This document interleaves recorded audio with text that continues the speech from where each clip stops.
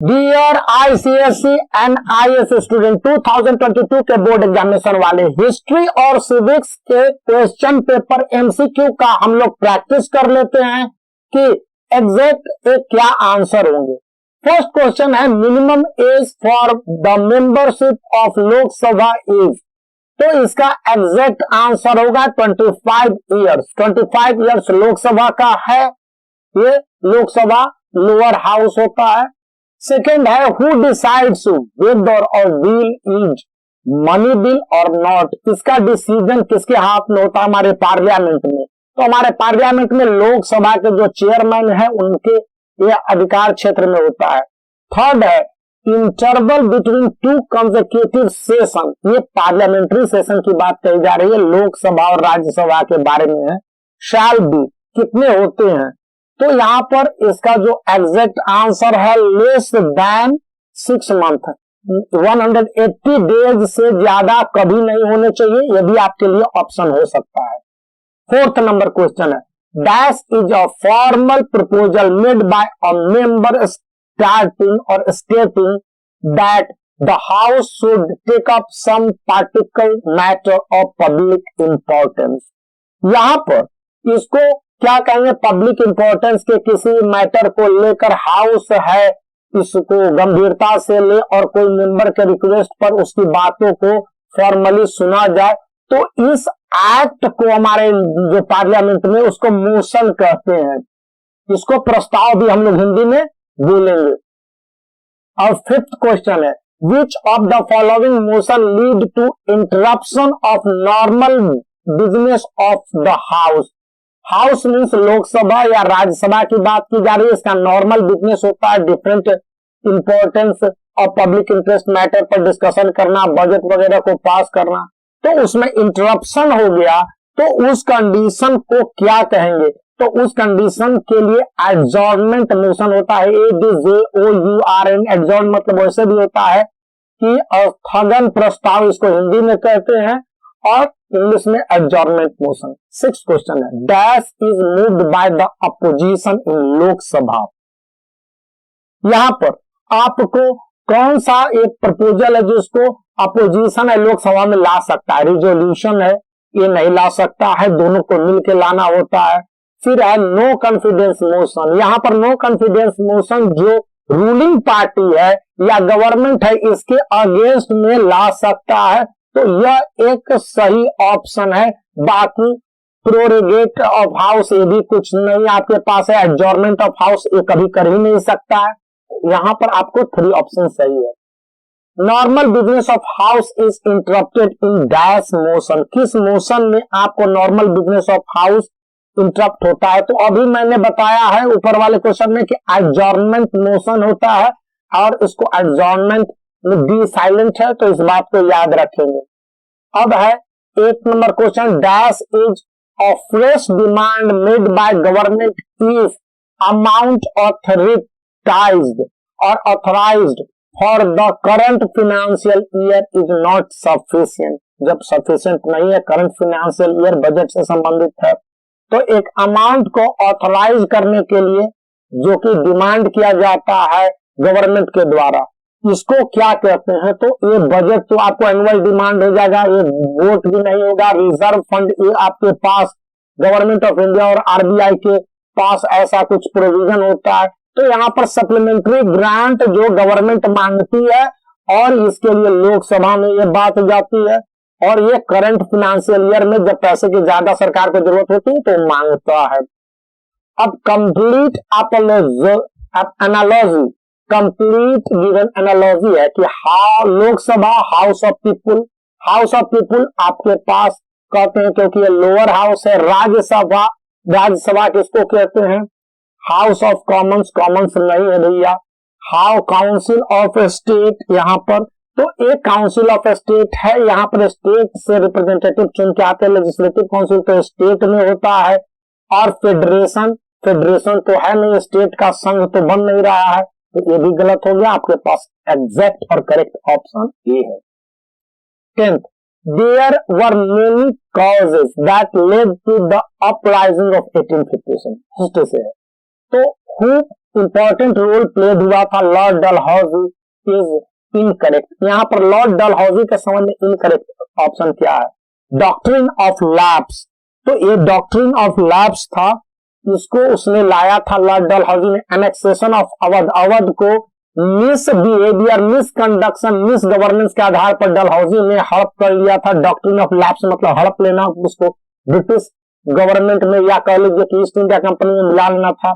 Impose religious disability act, ये वाला बात था जो कि डलहौजी महोदय ने नहीं पास किया था।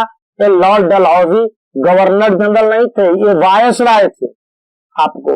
और इल ट्रीटमेंट ऑफ नाना साहब, नाना साहब के साथ बुरा व्यवहार तो डलहौजी ने किया ही था, काफी वो खत्म मतलब कि वायसराय था। First president of Indian national Congress, तो इंडियन नेशनल कांग्रेस के फर्स्ट प्रेसिडेंट है WC Banerjee, Ramesh Chandra Banerjee, correct option. 12. Which of the following was the reason for calling off the non-cooperation movement by Gandhi ji? Gandhi ji ने नॉन कोऑपरेशन मूवमेंट को वापस लिया था, याद कीजिए 1919 नॉन कोऑपरेशन खिलाफत मूवमेंट था। इसके पीछे तो बहुत बड़ा रीजन था चौरी चौड़ा हत्याकांड। 22 पुलिसमैन को बर्न्ट फायर कर दिया गया था। उत्तर प्रदेश के गोरखपुर या बलिया जिले में कहीं पर ऐसी ये घटना हुई थी, मुझे एग्जैक्ट याद नहीं है, लेकिन यही कारण था। अब 13 number question, which of the following is a method of early nationalist? Early nationalist क्या कहते थे? प्रेयर, पिटीशन, प्रोटेस्ट, इसी को पहले लिखा हुआ है पिटीशन, प्रोटेस्ट ये सही था। बॉयकॉट उन्होंने नहीं किया था, ऐसा नहीं था। Held meeting for passing of resolution, yes वो रिजोल्यूशन कहते थे, बार बार कहते थे हुजूर माई बाप, किसको? ये ब्रिटिश को, ब्रिटिशर्स को कहते थे कि हुजूर हमको मान लीजिए मेरा रिजोल्यूशन है, तो ये भी है। रिवाइवलिज्म, ऐसी बात भी मैंने नहीं सुनी है। तो 13 का जब आप आंसर देख रहे होंगे तो यहाँ पर आपके पास ए सही है और 3 सही है, ये आपको याद रखना है। और जब हम ये देखते हैं तो 3 नंबर ऑप्शन सही है, याद रखेंगे। ये क्वेश्चन आएगा, कंप्लीट द गिवन एनालॉजी और एनालॉजी। चंपारण सत्याग्रह इंडिगो कल्टीवेटर के फार्म के लिए था, हाँ 1917 में हुआ था मेरे बच्चे। अहमदाबाद सत्याग्रह, अब अहमदाबाद सत्याग्रह को ये भी महात्मा गांधी के द्वारा मिल वर्कर के लिए कहा गया था। अहमदाबाद में सूती मिल का, कॉटन जो टेक्सटाइल था ना, इसका बहुत बड़ा मिल उस समय भी हुआ करता था, अभी भी है। अब यहां पर है कि a definite shape to Indian independence league was given by, Indian independence league को किसने डिफिनिट शेप दिया था? याद कीजिए सिंगापुर, और आप उसके बाद याद करेंगे रास बिहारी बोस थे जो कि सिंगापुर गए थे, और उसके बाद वहीं पर से मॉरिशस होते हुए गए थे, ऐसा कहा जाता है उनके बारे में। और जो वहां के थे ईस्ट एशिया के इन देशों को काफी मिलाया था वहां पर, तो ये उनका बहुत बड़ा योगदान है, इसके लिए काफी हम लोग उनके आशानमंद है। आई salute him right now. 16 number question है कि माउंटबेटन प्लान जो भारत की आजादी के लिए था 3 जून 1947 को है एक्सेप्टेड बाय ऑल पार्टीज। यहाँ पर इन कंटेक्स्ट आपको बताने हैं कि plan is correct. The country would be divided into 2 dominion, India और पाकिस्तान। माउंटबेटन प्लान था, भारत को 2 पार्ट में बांट देने का प्लान था, ये भी बात आपके पास था, ये तो एग्जैक्ट एकदम सही है यहाँ पर। फिर है 2 dominion should decide whether what relation they would have with the British Commonwealth. British Commonwealth एक ब्रिटेन का ऑर्गेनाइजेशन है जिसमें ब्रिटेन के जितने भी गुलाम देश थे ना वो ग्रुप बनाए थे, तो इसमें जुड़ेगा कि नहीं जुड़ेगा, ये भी बात मेरे पास इस बेवन प्लान में था, मुझे याद आती है। 3rd है अब बाउंड्री कमीशन, हाँ बाउंड्री कमीशन डिसाइड किया गया था। मैकमोहन लाइन और रेड क्लिफ लाइन ये सारे हैं जो कि आपको देखने को मिलेंगे। बाउंड्री प्लान भारत की सीमा रेखा का डिसाइडेशन था, मतलब कि बाउंड्री का डिसाइडेशन था। तो आपके पास A3 है, plebiscite war should be held Sindh वगैरह, ये सब गड़बड़ सड़बड़ है। तो आपको 1 2 3 सही है। अगर हम देखते हैं तो 3 यहाँ पर ये ऑप्शन है, करेक्ट है मेरे बच्चे, 3 में लगा दीजिएगा। और मेरे तरफ से ऑल द बेस्ट है आप सभी लोगों को। यह 17 नंबर क्वेश्चन अब आता है, 1939 में Bose decided to recontest for the Congress presidential election, और महात्मा गांधी इनके अपोज कर रहे थे कि जवाहरलाल बोस बहुत एंग्री फ्रीडम फाइटर थे, तो इसके विरुद्ध थे, पट्टाभी सीतारामैया के विरुद्ध थे। पट्टाभी सीतारामैया को जितने भी गांधीवादी लोग थे उन्होंने समर्थन किया था, और पट्टाभी सीतारामैया डिफीटेड, वे हार गए थे। और जानते हो महात्मा गांधी ने क्या कहा था कि पट्टाभी सीतारामैया की हार मेरी हार है। इसके बाद एस सुभाष चंद्र बोस, एससी बोस ने रिजाइन कर दिया था 6 महीने तक कांग्रेस के प्रेसिडेंट पद पर रहते हुए। आई salute doctor Bose sir, thank you very much. अब हम लोग पढ़ते हैं, डैश फाउंडेड इन 1893 में क्या मुस्लिम लीग 1906 में बंगाल नवाब समीउल्लाह ने किया था। Mohammedan Anglo, yes yes yes, जिसको आज हम लोग जानते हैं जामिया मिलिया इस्लामिया जो है ना, मोहम्मदन एंग्लो डिफेंस एसोसिएशन, ये बनाया था। कम्युनिस्ट पार्टी 1921, इंडियन नेशनल 1885, ये आपको याद रखने हैं मेरे बच्चे। तो चलिए अब हम लोग 19 नंबर क्वेश्चन को ध्यान से देखते हैं। Which act of racial discrimination alienated Britain from the Indian masses? Indian mass से उसको दूर कर दिया था। 19 नंबर क्वेश्चन था। तो European officers ill treated and insulted Indians, बहुत बुरी तरह से अपमान करते थे भारतीयों का, ये सही है। वेस्टर्न एजुकेशन इसके कारण भी नहीं था, और इसके बाद प्रोपेगेटेड क्रिश्चियनिटी थ्रू मिशनरीज इसके कारण भी नहीं था, और इरेक्टेड टेलीग्राफिक पोस्ट, नो, ये सारे बातें, ये फर्स्ट ऑप्शन रहेगा। According to the Gandhi Irwin pact, Irwin lord Irwin viceroy थे, और इन 1931 की बात हो रही है। द ब्रिटिश गवर्नमेंट एग्रीड, अब ब्रिटिश गवर्नमेंट किस बात पर एग्रीड हुआ था? पहला था withdrawal ordinance and and prosecution, जितने भी लोगों के विरुद्ध पॉलिटिकल केसेस कर दिए गए थे। सेकेंड था स्टॉप कन्वर्टिंग इनटू क्रिश्चियनिटी, यहाँ पर एक क्रिश्चियनिटी के बारे में कुछ ऐसी जानकारी आती है कोई कई इतिहास के बुक में, जब मैं आईएएस की तैयारी कर रहा था तो ये मिलता है, इसलिए ये और दो को हम लोग मार देंगे, क्योंकि यहाँ पर क्रिश्चियनिटी के बारे में बहुत सारे हिस्टोरियन ने कहा है। रिस्टोर कॉन्फिस्केटेड प्रॉपर्टीज, उन्होंने नहीं किया था, जो पैसे या संपत्ति जो लूट लिए थे ना, बहुत लोग गड़बड़ आदमी थे। In view of financial power of the parliament, which option regarding money bill is correct? Money bill को लेकर कौन सी बात सही है?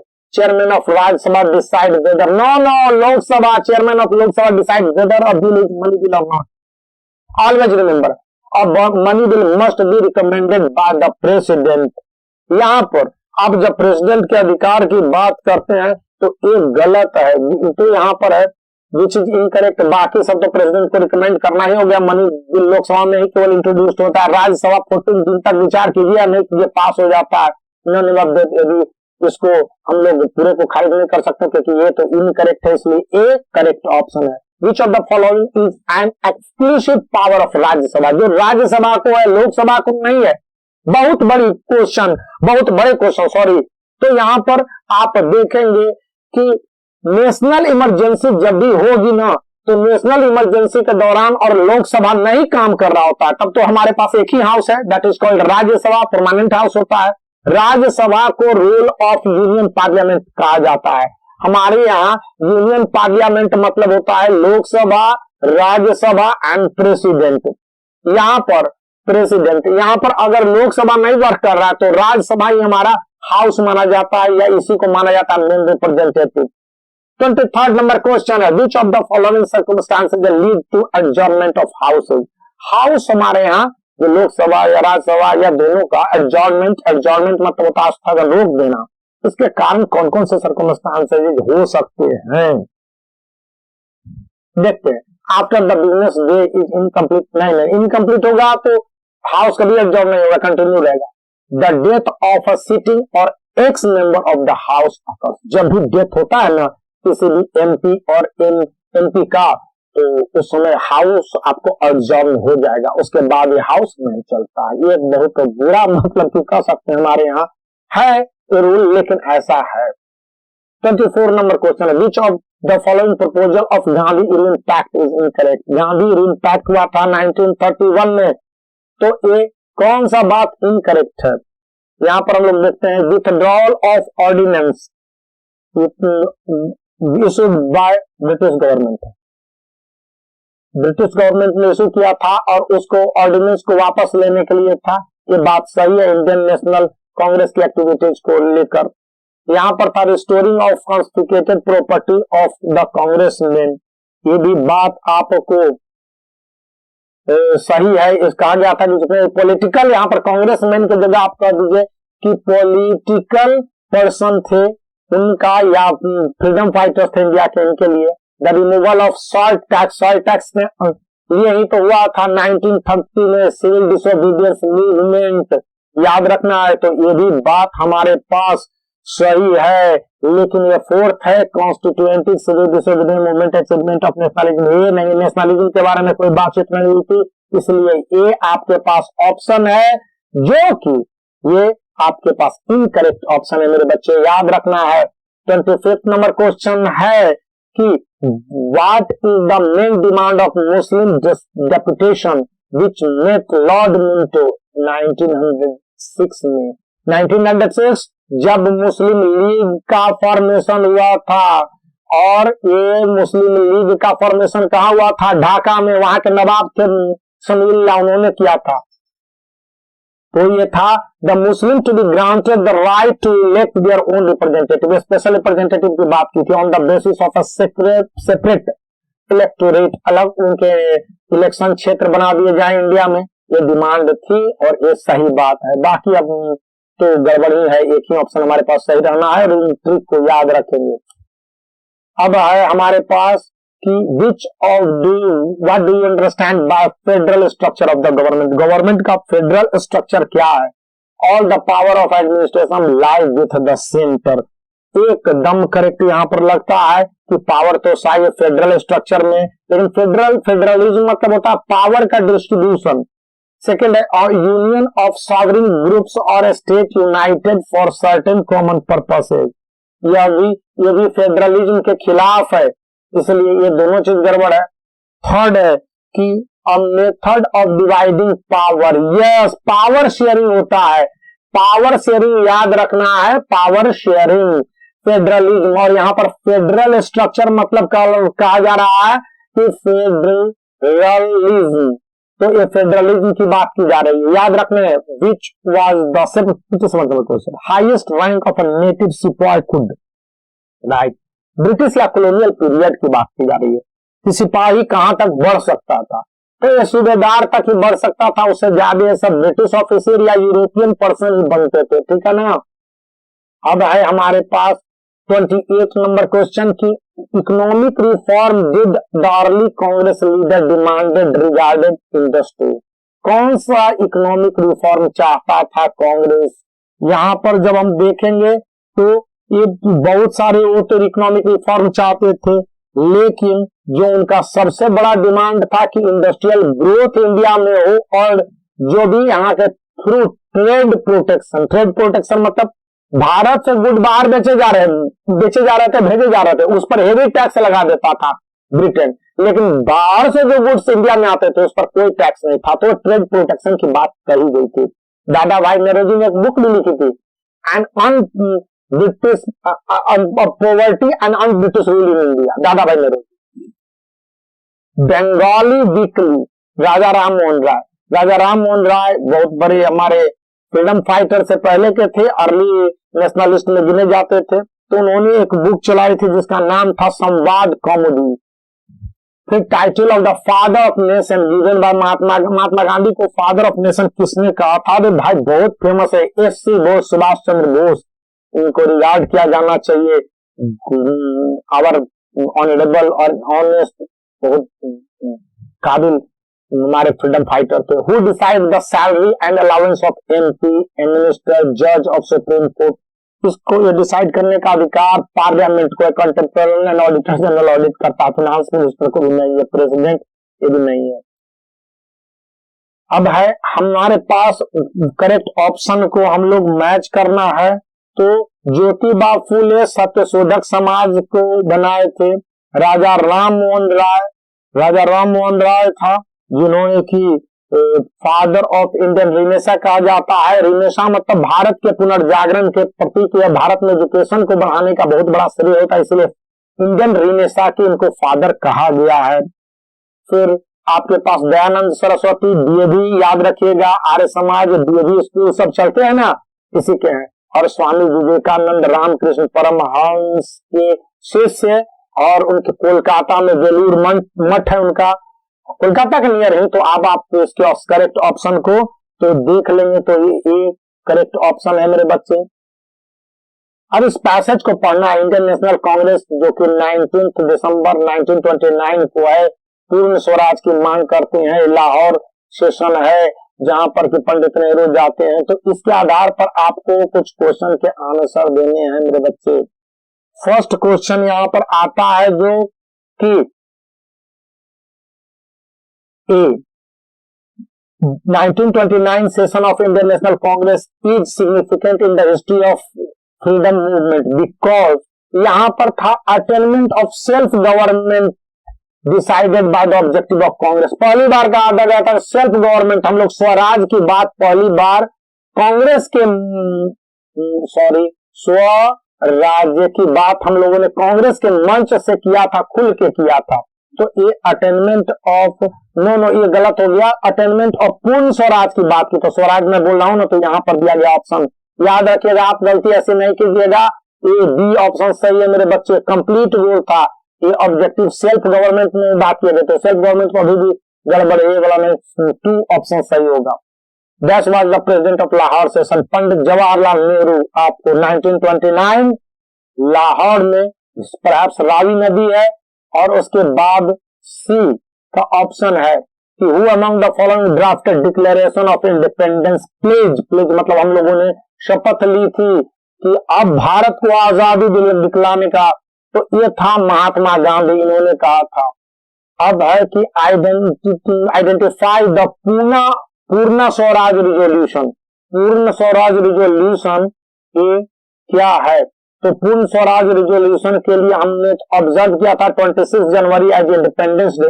इंडिपेंडेंस डे मनाने का सोचा था, अब तो रिपब्लिक डे मनाया जाता है। ये था resignation of member from legislative assembly, और इसके लिए सारे मेंबर जो चुने गए थे कांग्रेस की तरफ से मिली थे, उन्होंने रिजाइन करने की बात कही थी। अब ये पिक्चर देखने के बाद आपको क्या याद आता है? तो हमारे फादर ऑफ नेशन है, सैल्यूट फादर ऑफ नेशन, और उसके साथ ये माउंट बेटन खड़े नजर आ रहे हैं। ये Mountbatten last governor general of India and जो ब्रिटेन के थे, और इंडिया के भी पहले गवर्नर जनरल थे। तो याद रखना, सेकंड गवर्नर जनरल इंडिया के हुए हैं चक्रवर्ती राजगोपालाचारी, और भारत के पहले भारतीय गवर्नर जनरल चक्रवर्ती राजगोपालाचारी है। पिक्चर बेस्ड में आपको याद रखना है। सेकंड क्वेश्चन है, was sent by prime minister Winston Churchill to India discussed the draft declaration. तो ये महात्मा गांधी को उन्होंने भेजा था, कौन सा चीज भेजा था? प्राइम मिनिस्टर विंस्टन चर्चिल, वो इंग्लैंड के प्रधानमंत्री थे, और इंग्लैंड के प्रधानमंत्री थे ना, तो उन्होंने भेजा था, उस समय विंस्टन चर्चिल थे, जिसको वार कैबिनेट कहा गया। तो ये क्या था यहाँ पर?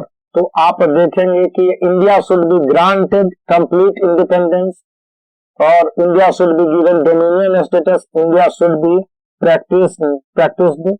आपको इंडिया को डोमिनियन स्टेट देने की बात करते थे, और उसको और कोई बात नहीं बात करते थे, वो इंडिया को डोमिनियन स्टेट देने की बात करते थे। कंप्लीट इंडिपेंडेंस की बात उन्होंने नहीं की थी। अब क्रिप्स मिशन की हम लोग बात कर लेते हैं। क्रिप्स मिशन है जो कि proposal of the Cripps mission को पोस्ट डेटेड चेक कहा, प्रिंसली स्टेट के बारे में करेक्ट है। तो क्रिप्स मिशन है any province not willing to join the union, मतलब कि इंडियन यूनियन या पाकिस्तानी यूनियन जो पाकिस्तान था, तो ये अलग रह सकता है। इसी के कारण से हैदराबाद, फिर जूनागढ़, और एक और स्टेट है जम्मू एंड कश्मीर, कूच बिहार तो नहीं था, लेकिन जम्मू एंड कश्मीर, ये 3 स्टेट सेपरेट रहने का डिसाइड किया था। तो ए सी का यूनियन है। Which of the following proposal of the Cripps mission was correct? India को डोमिनियन स्टेट का, आपको second world war, dominion state मतलब कि इंडिपेंडेंट होगा, लेकिन और जो अंतिम रूलर होगा वो ब्रिटेन का जो राजा या रानी होगा ना, वही होगा, और इस बात को महात्मा गांधी और जितने फ्रीडम फाइटर थे रिजेक्ट कर दिए थे कि पोस्ट पिक्चर है। थैंक यू मेरे बच्चे, all the best for this and I hope subscribe the channel please.